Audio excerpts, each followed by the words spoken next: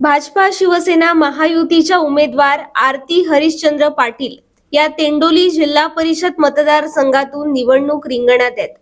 आरती पाटील या गेली अनेक वर्ष राजकारण आणि समाजकारणात सक्रिय आहेत. 2008 पासून आंदुर्ले गावचे सरपंच, त्यानंतर उपसरपंच आणि आता ग्रामपंचायत सदस्य म्हणून त्या कार्यरत आहेत. 2011 पासून पंचायत राज विषयावर यशदा या संस्थेमार्फत प्रशिक्षक म्हणून सिंधुदुर्ग जिल्ह्यात त्या काम करीत आहेत.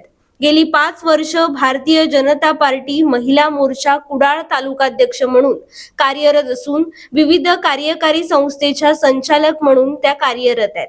लोकांच्या विविध प्रश्नांसाठी त्या वेळोवेळी आंदोलनामध्ये सक्रिय सहभागी झालेल्या आहेत. महिलांना रोजगाराच्या संधी निर्माण करून देण्यासाठी त्यांची नेहमीच प्रामाणिक धडपड असते. तेंडोली जिल्हा परिषद मतदारसंघाचा सर्वांगीण विकास करण्यासाठी आपल्याला एक संधी द्यावी असं आवाहन आरती पाटील यांनी केलंय.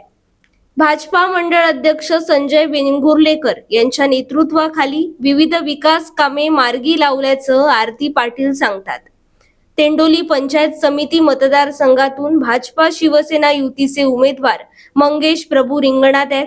यापूर्वी प्रभू यांनी तेंडोलीचे सरपंच पद भूषवलंय. तसेच पाट पंचायत समिती मतदारसंघातून महायुतीच्या उमेदवार प्रियंका समीर जळवी या निवडणूक रिंगणात आहेत. या तीनही उमेदवारांना मतदारांकडून चांगला प्रतिसाद मिळत असून महायुतीचे तिन्ही उमेदवार विजयी होतील असा विश्वास भाजपा कुडाळ मंडळ अध्यक्ष संजय वेंगुर्लेकर यांनी व्यक्त केलाय.